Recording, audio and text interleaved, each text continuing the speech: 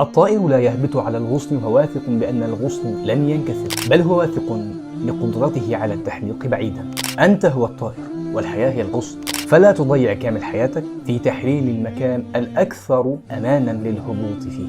اتخذ القرار، استمتع بالمشهد ما دمت هناك، وثق بأنك ستكون قادرا على المضي قدما عندما يأتي الوقت المناسب.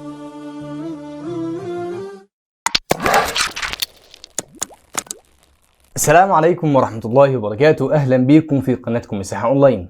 إن شاء الله النهاردة هنتكلم عن برنامج مختلف، هنوقف شوية بس برنامج السيفل 3D وهنتكلم عن برنامج مهم جدا جدا لأغلبية الناس اللي قلنا قبل كده شغالة في السايت. برنامج اسمه ليزي سيرفيور. البرنامج ده إعداد المهندس أحمد حسن. المهندس أحمد حسن مشكورا تواصل معانا ودانا نبذة عن البرنامج. البرنامج بصراحة جميل جدا جدا جدا جدا.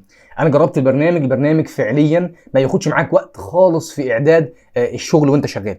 يعني لو انت شغال في السايت او شغال في المكتب الفني بمنتهى البساطه تقدر تطلع كميات داتا مهوله بتكه زرار واحده. مش هنطول عليكم، ندخل على الفيديو على طول. يلا بينا. زي ما انتم شايفين البرنامج بيفتح معانا، ده برنامج الكاد فوق كده كاد، تمام. ولكن معلومه بسيطه، لو انت ما اتفرجتش على بدايه الفيديو اتفرج عليها ان شاء الله. بعد كده هنبقى كل فيديو يا اما هنقول فيه نصيحه يا اما هنقول فيه معلومه يمكن تفيد بعض الناس. مش هنطول عليكم، خلينا في الفيديو ندخل على طول. في البدايه خالص البرنامج عندي اسمه ليزي سيرفيور. ان شاء الله اسيب لكم لينك المهندس احمد حسن في الديسكربشن ولينك البرنامج، واي حاجه هتعوزها تتواصل بيها مع المهندس احمد حسن ان شاء الله مش هيأخر عنك في الله سبحانه وتعالى. البرنامج فتح عندي الكاد بالشكل ده. طيب بيفتح معايا على الهوم كالعاده، تمام. انا عندي في الهوم هنا كده في اخر هوم بعد ما بسطب البرنامج عندي اسمه ليزي سيرفيور هنا، تمام. احنا ان شاء الله هنتكلم عن ايقونتين اتنين بس النهارده، اللي هو الامبورت والاكسبورت، تمام. الامبورت بمنتهى البساطه ندخل عليه كده، فتح عندي الصفحه دي بمنتهى السلاسه. سريعا اختار شكل النقطه اللي يريحك، تمام. بعد كده لو انت عايز تنزل الداتا بتاعتك عباره عن بلوك فانت بتسلك علينا امبورت بوينتس از بلوكس. احنا مش عايزين نعملها بلوكس، تمام كده، فهنسيبها. اخترت شكل النقطه عندي هنا بمنتهى السلاسه، البوينت والنمبر والاليفيجن والكود. هو كده كده البوينت عندك انت عايز تسيبها في اللير اللي هو عامله، ولا انت حابب موديفاي انك تكتب اسم لير معين، فهنفضل ان احنا نسيبها بنفس اللير. لو انت عايز تغير فبتغير، الموضوع ده بمنتهى السهوله ليك انت. عايز النمبر، لو انا سلكت على النمبر هنا كده فبكتب لي كلمه نمبر فوق، وطبعا في الجنب انا بختار لون البوينت عندي مثلا احنا سايبينها بالابيض. لو احنا عايزين نختار النمبر بتاعنا ممكن نختاره مثلا بالاخضر، تمام. الاليفيجن بالاصفر، الكود بالاخضر ممكن نغيره نخليه بالاصفر او نخليه بالاسود، ايا كان يعني لون تاني، تمام. الهايت، البوينت هايت ارتفاع البوينت بتاعتي، البوينت ذات نفسها. وعندي التكست برضو الارتفاع بتاعه، وعندي روتيشن لو عايز اعمل روتيشن ليها. وبعد كده الفايل اللي موجود عندي على الديسك توب اذا كان اس دي ار، جي اس اي، بي ان تي، في بعض الاجهزه بتطلع الفايل بالطريقه دي، يا اما تكست يا اما سي اس في. طيب تكست انا اختار والله بوينت استنج نورسنج اليفيجن، وفي كود ولا لا؟ هنسيبه زي ما هو. فايل تكست، ايوه اختار الفايل بتاعك. الفايل بتاعي هنا اهو، اخترت الفايل اوبن، خلاص الداتا كلها نزلت عندي. ازوم هتلاقي الداتا عندك بنفس الشكل اللي انت عملته، تمام. يبقى الداتا بتاعتك اللي انت بتنزلها بمنتهى السهوله من امبورت. طيب انا مش عايز اعمل امبورت، انا المهم عندي دلوقتي اللي هتكلم فيه بصراحه جزئيه مهمه جدا اللي فعلا انا انبسطت جدا منها، الجزئيه اللي هي الخاصه بتاعت الاكسبورت. الاكسبورت عندي لما ادوس اكسبورت هنا كده بيفتح لي الصفحه دي، فيها اختيارات كتير جدا جدا بصراحه ممتازه جدا جدا جدا. جزاه الله خيرا عن ما فعل، ويا ربنا يجعله في ميزان حسناته وفي ميزان حسناتنا ان شاء الله الى يوم القيامه. عندي في شرح البرنامج هنا كده بيقول لي الشغل بتاعك هنا عايز الداتا اللي هتعملها اكسبورت تطلعها اس دي ار. لو عايز اس دي ار بتقول له مثلا عايزها نورسنج استنج اليفيجن ولا استنج نورسنج اليفيجن. عايز تضيف مع نفس الفايل تطلعها برضو جي اس اي ولا لا، عايز تطلعها تكست ولا لا، سي اس في ولا لا، بي ان تي لبعض البرامج زي ما قلنا. وفي الاخر خالص هنا لو عايز اعمل تقرير ريبورت عندي في جنب الشكل بتاعي هنا ان انا اطبعه عشان يبقى معايا داتا لو هسلم بيها استشاري، تمام. احنا نقول له اعمل لنا، تمام كده، وهنطلب منه واحد اس دي ار ان استنج نورسنج والفيجن وتكست، تمام كده. طيب دي كده الجزء اللي فوق. الجزء اللي تحت عندي في اكتر من اختيار. اختيار الاولاني لو عايز اعمل بوينت واحده او بوينت 2 3 يعني نقطه نقطه، فانا بسلك وبعد كده بدخل ازوم واقول له والله انا عايز بوينت هنا، تمام، وعايز بوينت هنا، عايز بوينت هنا، زي ما انا عايز. بحدد عدد البوينتات اللي انا محتاجها. بعد كده خلاص اروح دايس اسكيب، هيروح قايل لي مكان الجدول بتاعك تحطه فين، فانا اقول له الجدول حطه لي هنا كده، اوكي. خلص البرنامج. هتسيب الفايل اللي طلع لك بالداتا دي فين؟ والله هنسيبه هنا، هنسميه تي تي، والفايل عندنا زي ما اسمه اول هنا كده مثلا، ونقول له سيف. خلاص تمام كده طلعت الداتا بتاعتي بمنتهى البساطه. ادخل على تي هنا هلاقي الفايلين بتوعي، واحد اس دي ار، واحد تكست. تمام. طب انا لو حبيت ان انا ارجع كنترول زد كده، احنا مش عايزين الكلام ده. في كلام مهم جدا ركز معايا في الكلام ده. لو انا عايز دلوقتي اخلي الفايل بتاعي عشان ننجز شويه تكست، عايز اسلك على عدد من البوينت، تمام كده. فاروح انا داخل على البوينت اللي عندي، انا عندي كميه بوينت عايز اطلعها كلها، بس البوينت دي كانت زي ما اتكلمنا في الموضوع الفيديو اللي فات. فانا بروح عامل ادخل على الاكسبورت واقول له والله انا هسلك، عايز الفايل بتاعي اهم حاجه التحديد الاول تكست، وهسلك على البوينت بتاعتي واروح عامل سيلكت على البوينت بتاعتي، انتر او مسطره. الداتا كلها كده بقت جاهزه عندي. هتسيف هنا، هسيفها ايه يو مثلا، ونقول له سيف.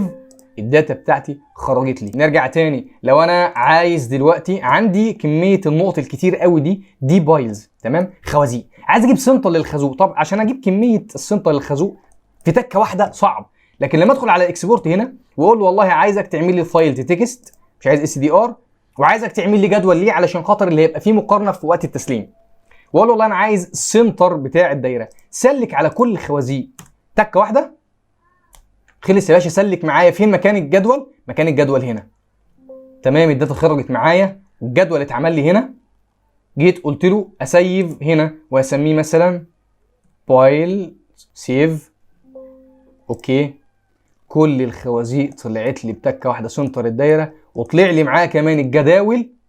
او خد بالك من حاجه مهمه، انت كده كده وانت بتعمل الاكسبورت هنا بيطلب منك ان الجدول الواحد اكبر عدد في البوينت في الجدول الواحد يبقى قد ايه، عشان وانت بتطبعه يسهل عليك. فانت مخليه 40 هيبقى في الجدول الواحد زي ما انت شايف كده 40. عايز تخليه 100 هيبقى 100 في الجدول الواحد. فانت لما تعمله كده هيبقى اسهل ليك في الطباعه. طلعت لي الداتا بتاعتي بتاعت الخوازيق كلها في تكه واحده. باك تاني، فايلز، وعندي الفايل بتاعي كل الداتا بتاعتي في تكه واحده كسنتر للدايره من غير مجهود. طيب انا دلوقتي حابب مثلا ادخل عندي بولي لاينز. البولي لاينز دي هدخل مثلا هنا كده، فين دي البوينتس؟ هنا البولي لاينز. تمام. عندي بولي لاينز، ادخل على اكسبورت، ومن الاكسبورت بتاعتي اقول له والله انا عايز فايل تكست من غير جدول، وعايز البولي لاينز هنا اختاره. تمام كده. انتر. طلع لي النقط، هنسميه واي سيف. خلص لي الداتا بتاعتي على البولي لاينز اول واخر، والكيرف بتاعي نفس الكلام، وطلعت لي الداتا بتاعتي. طيب نعمل اكسبورت، وبدل البولي لاينز هندخل على الاوفست. تمام. يبقى ممكن اعمل اوفست. بص معايا الجزئيه دي بقى فعليا الشيء اللي هو فعلا انا استمتعت جدا بيه. انا عندي كل القواعد دي حابب اعمل لها اوفست في تكه واحده.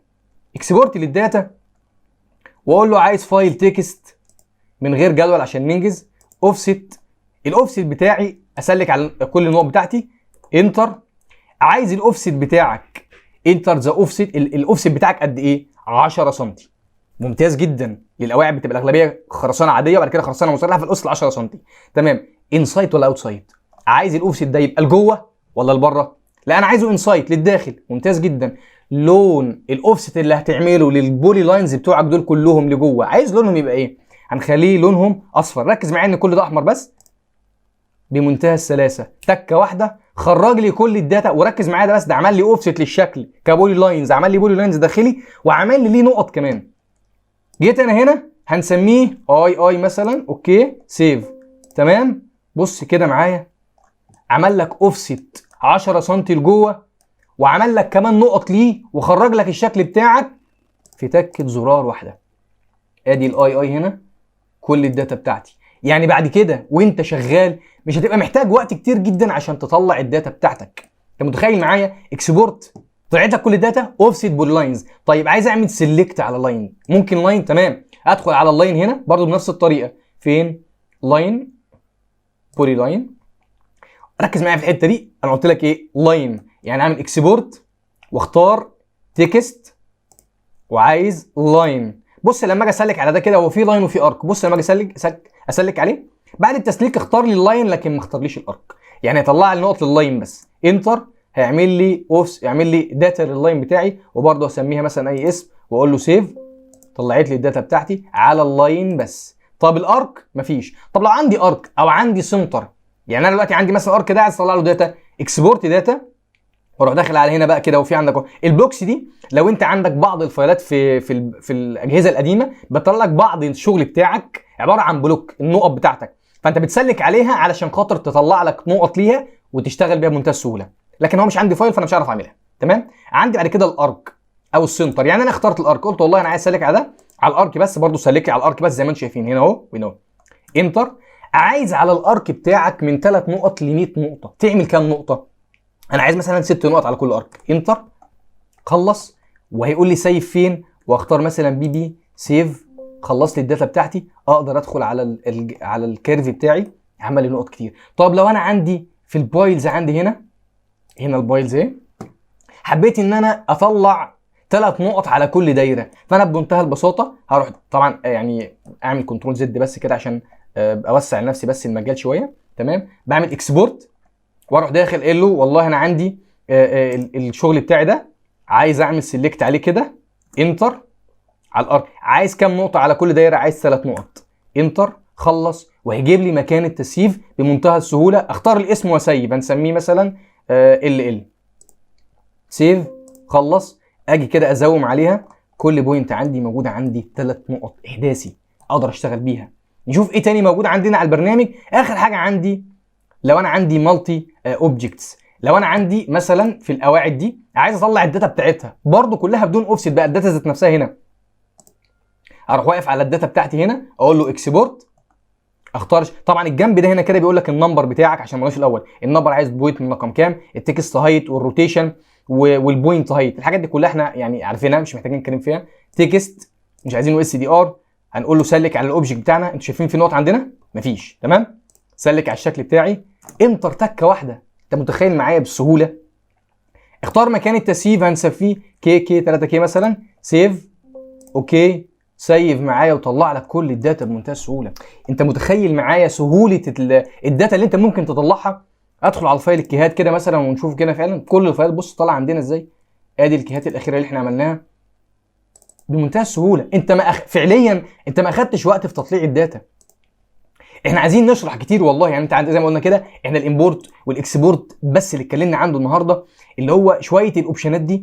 بالفعل انت عندك برنامج قيم جدا، تقدر بمنتهى السهوله من على الكاد من غير ما ترجع للسيفل. لو انت راجل مش حابب السيفل، او لو انت مش مالكش في السيفل، بمنتهى البساطه برنامج زي ده قدر يطلع لك كل الداتا اللي انت محتاجها. الموضوع سهل وجميل جدا جدا جدا.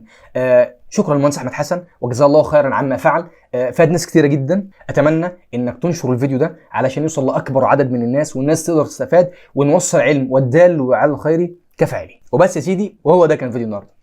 يا رب الفيديو عجبك، ما تنساش دعمك لينا بلايك وسبسكرايب، وانك تفعل الجرس علشان يوصلك كل جديد، وما تنساش الشير، والدال على الخير كفاعله. ولو عندنا اي اخطاء رحم الله امرئ اهدى الي عيوبي، تقدر تتواصل من خلال الواتساب ويظهر لك الرقم وتقول لك الكلام ده كله، او تسيب الكومنت بتاعك في التعليقات من تحت ان شاء الله، وهنرد عليك في اقرب وقت ممكن.